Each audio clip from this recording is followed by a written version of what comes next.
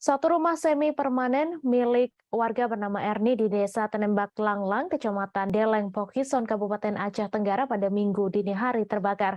Diduga penyebab kebakaran akibat adanya kebocoran dari selang gas LPG.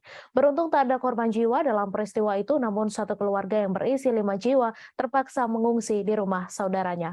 Untuk informasi selengkapnya akan disampaikan langsung oleh wartawan Serambi News, Asnawi Dwi, yang kini sudah terhubung bersama kami. Silahkan rekan Asnawi.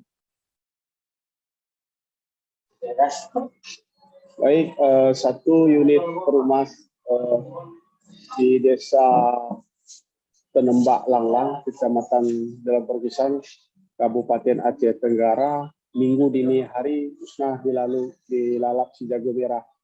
Musibah kebakaran yang menghanguskan rumah janda 4 anak ini diakibatkan oleh bocornya tabung gas milik korban itu sendiri.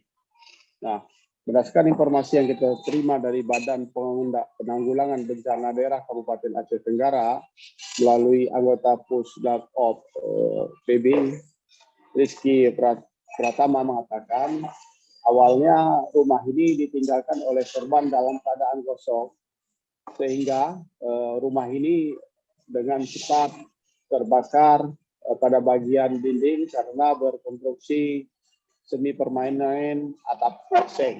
Nah, dalam musibah kebakaran ini juga dapat kami sampaikan bahwa pihak pemerintah Kabupaten Aceh Tenggara, khususnya Dinas Sosial dan Badan Penanggulangan Bencana Kabupaten Aceh Tenggara akan memberikan bantuan masa panik kepada korban yang merupakan janda memiliki 4 anak ini di lokasi kejadian. Nah, untuk saat ini dapat kami sampaikan juga bahwa untuk korban sendiri bersama 4 anaknya mengungsi di rumah milik mereka yang tidak jauh dari lokasi